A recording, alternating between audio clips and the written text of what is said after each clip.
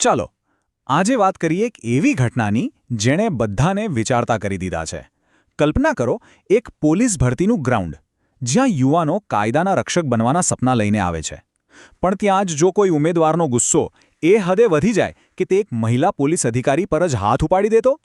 જી હા, ભરૂચમાં આવું જ કંઈક બન્યું. અને આ ઘટનાએ ખાલી કાયદોને વ્યવસ્થા પર જ નહીં પણ આખી ભરતી પ્રક્રિયા પર પણ કેટલાક ગંભીર સવાલો ઊભા કર્યા છે.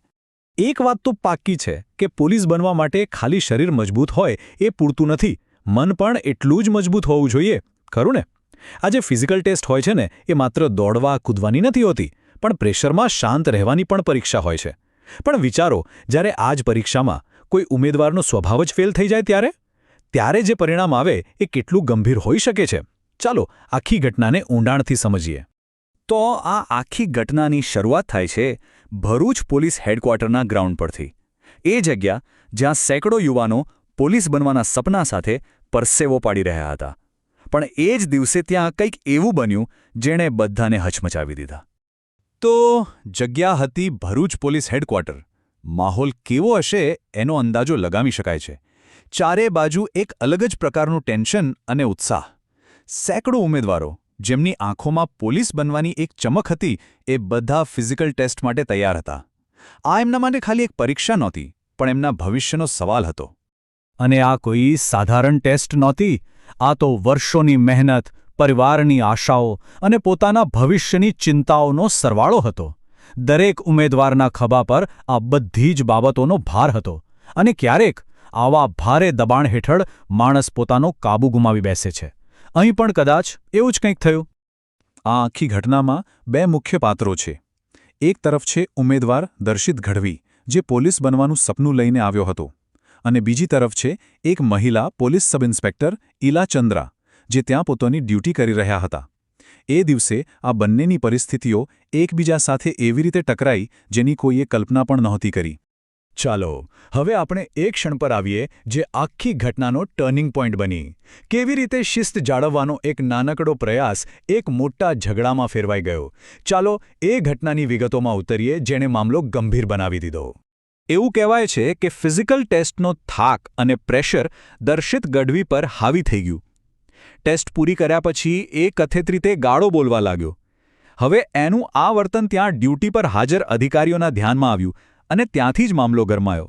આ સાંભળીને પીએસઆઈ ઈલા ચંદ્રાએ પોતાની ફરજ સમજીને દરમિયાનગીરી કરી. એમણે ખૂબ જ શાંતિથી દર્શિતને કહ્યું કે ભાઈ, ગાળો ના બોલો. એમનો હેતુ માત્ર એટલું જ હતો કે ભરતી ગ્રાઉન્ડનો માહોલ ખરાબ ન થાય. પણ ક્યારેક આપણે જે વિચારીએ છીએ એનાથી સાવ ઊંધું જ થતું હોય છે. થયું પણ એવું જ. સમજાવટના આ શબ્દોએ જાણે આગમાં ઘી હુમવાનું કામ કર્યું. દર્શિતનો ગુસ્સો શાંત થવાને બદલે 7મા આસમાને પહોંચી ગયો. અને પછી જે થયું તે કાયદાની નજરમાં એક ગંભીર ગુનો હતો. ચાલો આ હુમલો કેવી રીતે થયો એ સ્ટેપ બાય સ્ટેપ સમજીએ. પીએસઆઈ ચંદ્રાની વાતથી દર્શિત એટલો ઉશ્કેરાઈ ગયો કે તેણે પોતાનો આપો ખોઈ દીધો. આરોપો મુજબ પહેલાં તો તેણે એક મહિલા પીએસઆઈનો કોલર પકડ્યો અને પછી તેમને થપ્પડ મારી દીધી. આટલેથી પણ એ ન અટક્યો. તેણે તેમને જમીન પર ધક્કો માર્યો, જેના કારણે તેમને ઈજા પણ થઈ. બસ એક ક્ષણના ગુસ્સાએ એક મોટા ગુનાને જન્મ આપ્યો. એક મહિલા ઓફિસર પર આ રીતે હાથ ઉપડતો જોઈને આખા ગ્રાઉન્ડમાં હડકંપ મચી ગયો.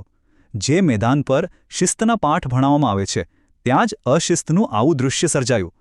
તરત જ બીજા પોલીસ કર્મચારીઓ દોડી આવ્યા અને પરિસ્થિતિ પર કાબૂ મેળવી લીધો. હવે આ હુમલા પછી કાયદાએ પોતાનું કામ કરવાનું શરૂ કર્યું. જ્યારે કોઈ સરકારી અધિકારી પર અને એ પણ એક મહિલા અધિકારી પર હાથ ઉપાડવામાં આવે ત્યારે કાયદો કેટલી કડકાઈથી કામ કરે છે. ચાલો હવે આ ઘટના પછી શું કાનૂની કાર્યવાહી થઈ એના પર એક નજર કરીએ. સૌથી પહેલું કામ તો એ થયો કે ગ્રાઉન્ડ પર હાજર બીજા પોલીસવાળાઓએ 1 મિનિટનો પણ વિલંબ કર્યા વગર હુમલો કરનાર ઉમેદવાર દર્શિત ગઢવીને ત્યાં જ પકડી લીધો. કાયદો તોડનારને તરત જ કાયદાના હવાલે કરી દેવામાં આવ્યો. આ પછી જે મહિલા પીએસઆઈ આ ઘટનાનો ભોગ બન્યા હતા, ઈલા ચંદ્રા, એમણે પોતે ભરૂચ શહેરના બી ડિવિઝન પોલીસ સ્ટેશનમાં જઈને આરોપી વિરુદ્ધ ઓફિશિયલ ફરિયાદ નોંધાવી. આ એકદમ જરૂરી પગલું હતું, કારણ કે કાયદાના રક્ષકો પર થયેલા હુમલાને ક્યારેય હળવાશથી ન લઈ શકાય. હવે દર્શિત ગઢવી પર જે આરોપો લાગ્યા છે એ ખૂબ જ ગંભીર છે. પહેલો, સરકારી કર્મચારી પર હુમલો કરવો અને બીજો, એમની ફરજમાં રૂકાવટ નાખવી. આ એવા ગુના છે જેમાં વર્ષોની જેલ પણ થઈ શકે છે. મતલબ કે એક ક્ષણના ગુસ્સાની કિંમત તેને પોતાનું આખું ભવિષ્ય દાવ પર લગાવીને ચૂકવવી પડી શકે છે.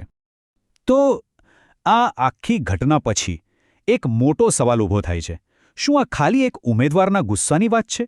કે પછી આપણી સ્પર્ધાત્મક પરીક્ષાઓની સિસ્ટમમાં જે જબરદસ્ત દબાણ અને તણાવ છે આ એનું પરિણામ છે? શું આપણે ફક્ત શારીરિક રીતે જ નહીં પણ માનસિક રીતે પણ મજબૂત ઉમેદવારો તૈયાર કરવા પર ધ્યાન આપીએ છીએ?